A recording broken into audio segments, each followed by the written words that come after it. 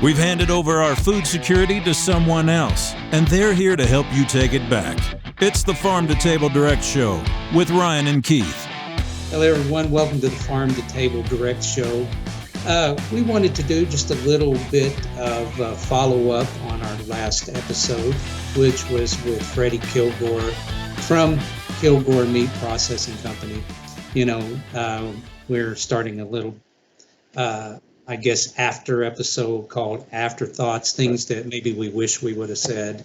And so with that being said, and also just wanted to remind everybody that we wanted to reemphasize the importance of this show, the importance of why we're doing what we're doing. And as I said before, it is in the opening intro of our shows every time, and that is we've given over our food security to other people, and we're here to help you take it back.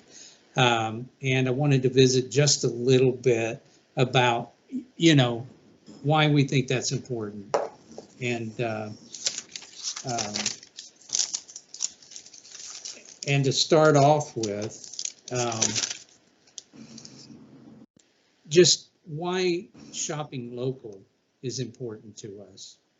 And in the shopping local, you remember, bro, that they were talking about, and right. I don't remember, I know that at least one person that I can remember that was in power who said it is, control the food, control the people.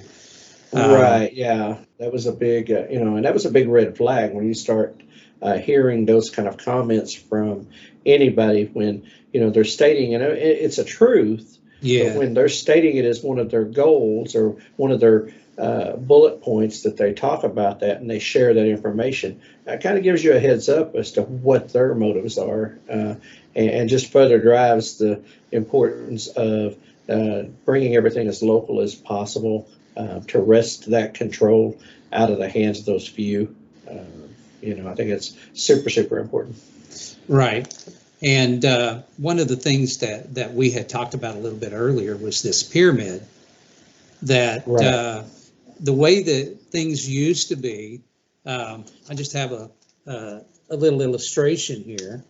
See if I can pull that back. But in the past, the consumer was a farmer themselves.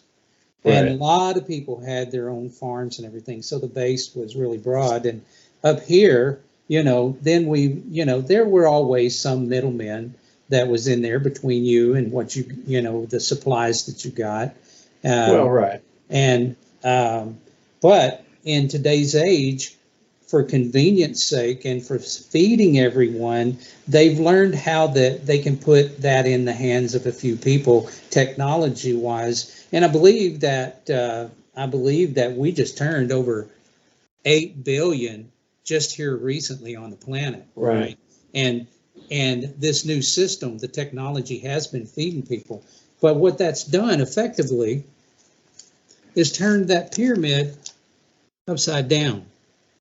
Right. And now you've got, for example, the beef producers or the meat processing plants. There's about 4 of them that controls about 80, the major ones that control about 80 to 85% of the meats that we get in our retail stores in the United States. Now, right. As you can see, the control of that is only in the hands of a few people, our food supplies.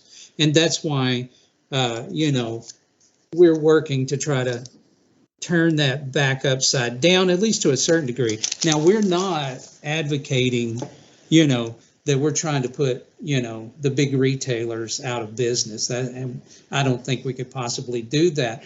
But if we do our part to try to take back a little bit of control of our food supply on a local level, then we start to broaden that base out, and to make it a little bit safer for us. And right. And I felt like I just really wanted to, to re-emphasize that after the show, I thought, man, I just really wish we'd have drove that home a little bit more because, you know, something else that you and I talked about too is that, you know, a lot of people may not be interested in it today like they may be in the future. Well, right. I mean, it's it's not to be mean to anybody, but as we've discussed and as others have said at all levels, that well, quite frankly, people are just not feeling it Right. enough yet. They've not felt the pinch. They don't see it. And where we've talked, I mean, from day one of our show about being local, about bringing that back, and why that is so important. That you are the less dependent you are on those people who control it. The more secure you and your family are. Now, it doesn't mean it's going to be easy, no. Right. But if you don't have to go to them with your hand out, and sacrifice, there's things you can do now. Well, the more, and I've said all along throughout the different episodes and our different conversations in private, that it's about building relationships on the local level. Without that, without those relationships, you're kind of by yourself. You're on an island if you don't know where you can go get these things besides your local box store. Now, don't wrong, I'm not knocking the box stores for that. No. I've bought plenty of them of stuff there myself. They do a good job. Right. But keeping in mind, as we have iterated before, they've only got, at best case scenario, previous to COVID, 3 days worth of supply in the store. Well, things happen in life. I mean, we've seen things, the shutdowns, the lockdowns, backlogs and things like that. I just read the other day that the rail industry is possibly going on a strike. I heard that. That hasn't happened since the 80s, and it only lasted for 2 days, before the government got involved and got it, the Congress and different people got involved. And I'm not saying, it was we don't want them involved anywhere we don't have to have them. But the point is that we're reaching this precipice when we've seen these industries, trucking industry, rail industry, shipping industry, where it's caused a backlog of things. I mean, we've all been to the shelves in the last 2-3 years, going on 3, and there be things that we took for granted. I'm amazed even today, just recent shopping trips, going into a store and seeing lack of bottled water on the shelves. And we're not, there's stuff going on every day, but I'm saying is this not like there's the panic buy. No, it's just not there, in the numbers that it used to be. Right. And so that's that thing, me and you have talked a lot about normalization bias, wanting things to be the way they used to be. And we're guilty of it too. I mean, I say guilty, but we battle it all the time. And but no, the importance of having Fred on and talking to him, and the reiteration of that local and kind of pointing out a local aspect. Something, bro, me and you talked about earlier, and kind of in prep for this, was that we've traded convenience. We've traded security for convenience. For convenience, absolutely. That's what we did. It's easy to go to the store and buy these things. Because they're right there. It's prepackaged. You grab it. You go through. You didn't have to chase down a rancher. You didn't have to chase down a processor and go through that and have a place to store it. Or you didn't have to raise it. You didn't have to grow it. You didn't have to go through all that. It's a convenience issue. Right. Sure. Always, and we understand that. But there's a trade-off. Right. And that trade-off being, of course, that we've lost independence. We don't have. Right, you've lost your freedom of independence to know where your food came from and what's in it. And reaching out to somebody like Fred, who's in the industry, has been in the industry a long time, seen a lot of changes, seen a lot of things over the years, and as we talked earlier, has a knowledge base of the local area. Well, that's not exclusive to Fred and Eastern Oklahoma or that part of Oklahoma. That is anywhere in U.S. of A. That there are people who do this, that they are a knowledge base of how, of who, where, what it's going to, And so having that relationship with that person, or even if you just go to a meat market, a local meat person, and you buy, understanding that relationship with them and developing that does Right. nothing but tighten that community up. So And you know where to go. yeah, and what I'll say about that is that just like Fred said when we asked him about, you know, why do you think that your business went to the moon right after COVID? And he said, well, you know, it was panic buying. Well, you know, should we wait uh, until our house catches on fire before we go out and buy insurance? No, absolutely not. No, it just simply wouldn't work. But and the same thing goes with our food supply. You know, if we would have known that it was coming, we would have prepared for it. Did you Right. expect what happened in COVID? Not in a million years did I ever think that we were going to go through that, but there we were. And we had the great toilet paper caper, and people were just panicking over, you know, those sort of things. Paper towels, toilet paper. Yeah, so everybody that's listening to us knows it's a real thing. It's real. Right. Oh yeah, I mean it happens down here on you know in our part of the country. You know, anytime there's tornado warnings, tornadoes are coming, or anytime there's winter weather's coming, you better run to the store because you rest assured your neighbors are, and they're going to clear the shelves. Yeah.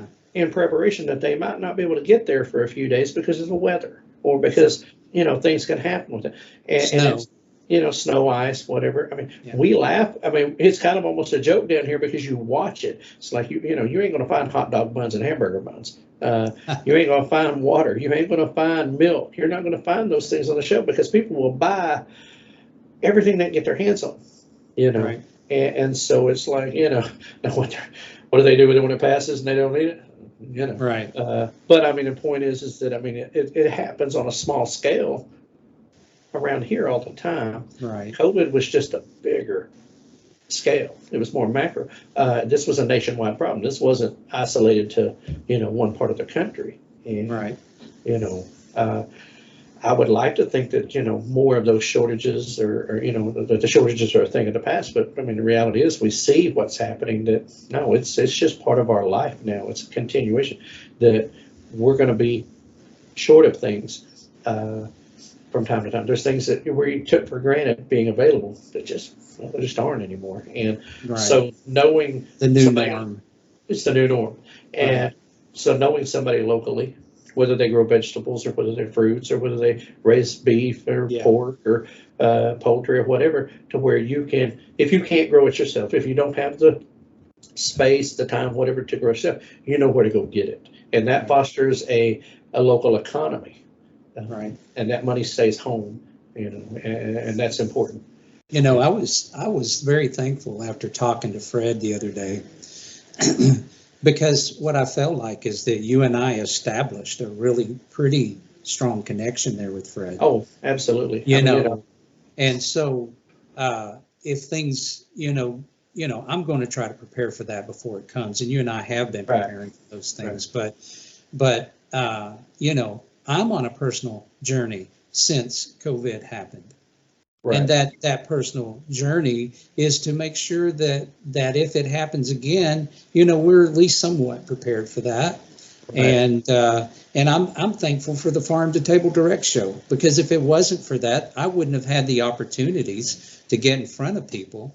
And I'm not talking about just our listeners, but I'm talking about the providers, the producers out there. Right. Oh yeah. You know, and talk to them, and it's put me in that particular way. But you know, anybody can do this. Right. You know, it's a vehicle in so many ways. And you know, for me, you talk about it, I mean, yeah, I mean, I talk, you know, whether it's coworkers or people I go to church with, or you know, get into random conversations that I didn't see coming, but you know, yet it's there, and I have that avenue to talk. That, I mean, it sounds terrible, but it does lend a credibility that this is something I focus on, and it has kept my focus on it. You know, as we've been through this journey, Right. And so, yeah, when we were talking with Fred the other night, and I mean, there was a conversation that took place after the show that we won't share because the conversation, the nature of the conversation, things that wouldn't be fair to Fred for us to share that. But, that kind of gave us even more of an insight into some of the problems that go on within any industry when bureaucracy is involved. And, to be able to sit there and sum up in a nutshell all the little pieces of information that came out of that, and contact information to people he told us to go contact, about certain things that we want to do at our future episodes. Again, a wealth of information. And, so, that's to me, the best I can tell anybody is to, Reach out. Reach out to them. Even, doesn't mean you're buying something from, or if you find out, hey, I want to get on this program of getting my food locally. Well, I promise you, they're going to want to talk to you. Sure they are. What did Fred say? He absolutely loved it that his business went through to the roof. Oh yeah, it was great for him. Yeah. And he hated the situation. Of course. Yeah. But yet at the same time, it was great for him and his finances, and but one of the things he shared with us, labor shortage. I can share, the struggle to find people to work, in that industry, even within his own, home. So, that's a challenge that's been felt all the way across. But sure. So I think, that show was obviously it was our first live stream, so it was definitely was not without a glitch. No, it was not. But I think overall, but the message was it had a good message, right? And folks, as we get into the follow-up episodes of that, as we begin, when we're working on that now, there's going to be a lot more information, and I would dare say that as we talk to the people in the upcoming, whether it's the cattle producers and things of that nature, you're going to have some overriding themes. When we asked Fred, the biggest thing, and he said it during the show, what's the one thing? And he was advertise, make aware. Advertise, right. Make people aware, get people out, let people know you're there, get people out, so that they can buy from you, and that was what his advice to them was as a producer, as a grower. But it's our advice too, and that's, because we asked, how could a show like ours help? And it was, getting the word out, because, you see custom meat processing on a sign. Well, if you've never dealt with it, you have no idea what that is. Yeah, what the process is. And where it would benefit you. Right. I know the local producer, one of the local producers where I'm at, Rice is one, and there's, the other name is escaping me at the moment, but, you can go there and you can buy meat packaged, ready to go. Oh, yeah. But, if they're under USD inspection, I mean, sure.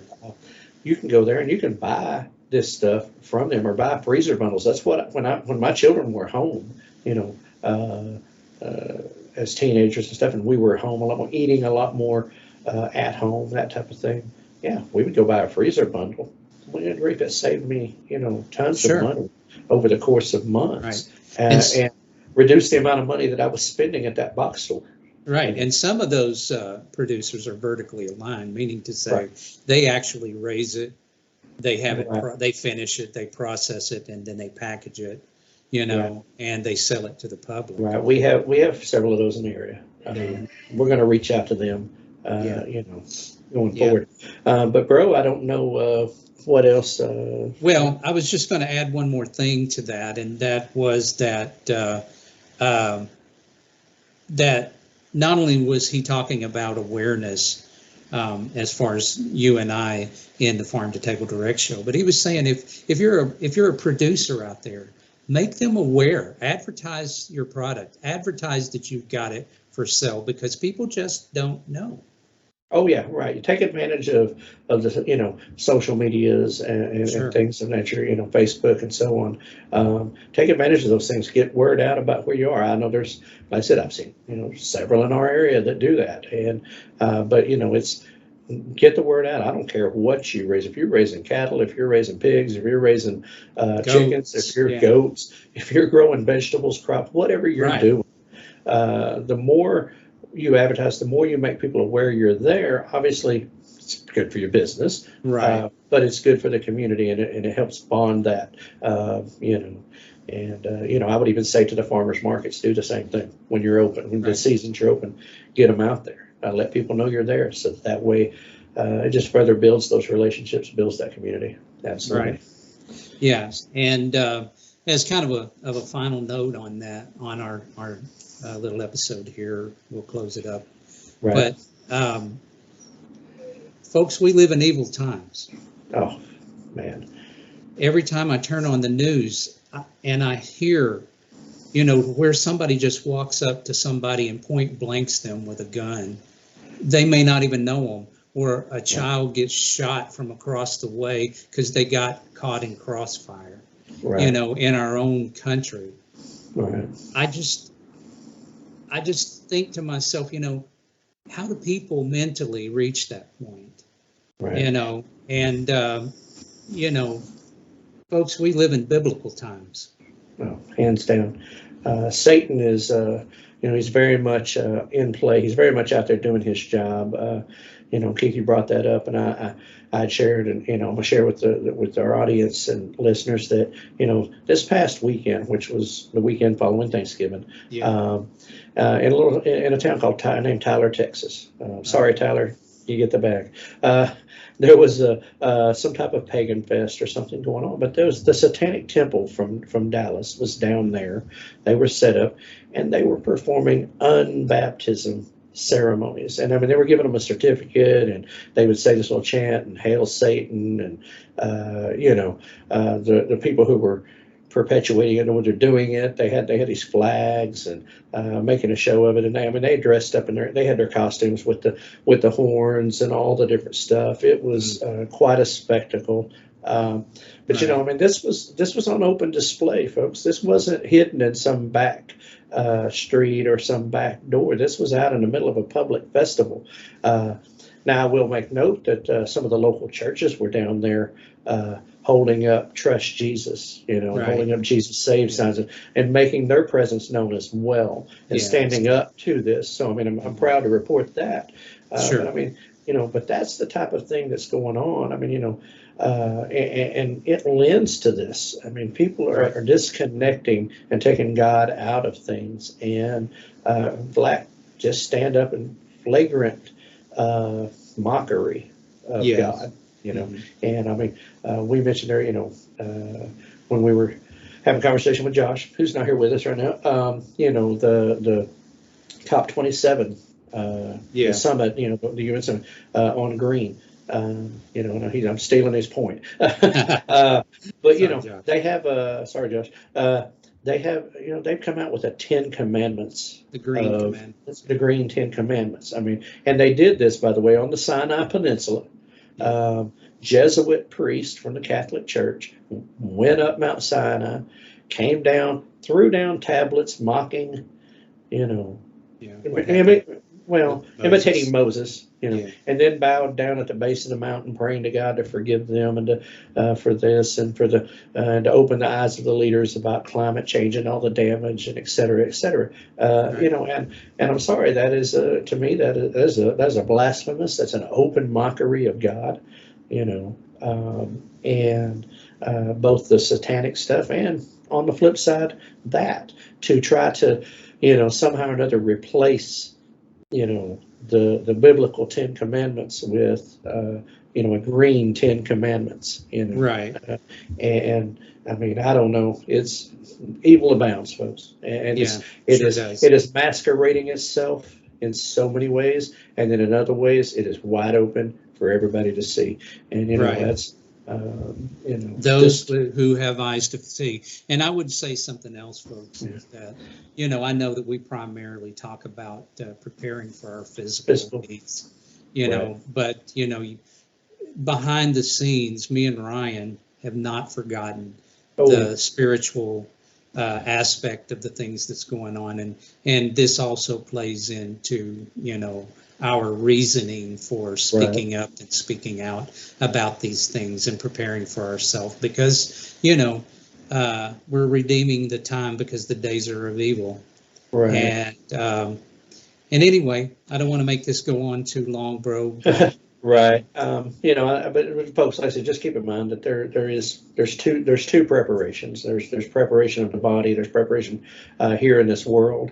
You know, we're not going to be spared from all of the heartaches of the world. And you know, and then there's preparation spiritually, so that when the things that come in this world, you know, we're safe and secure in that. You know? Right. And so, you know, with that, I mean, that's, you know, what we're going to see Right. there. So, you know, with that, you know, bro, I've reached I think the end it's of my, done.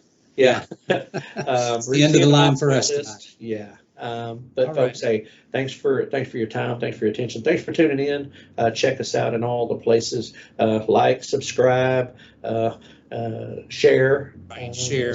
Especially if you find what our content valuable, if you find our information useful, entertaining, you know, by all means, the more you like, subscribe, and share all the different avenues that which will be popping up on the screen here shortly. All the different ways that you can contact us, places you can follow us and listen to us. And folks, we just want to say that with we can do this and talk to ourselves all the time, but you know, we bring this to you, the listener, and we hope that what we're bringing to you is useful, and we thank you for being there for us. Right. And as we also say, until next time, prepare for the unexpected and keep it local. Good night, bro. Good night, bro.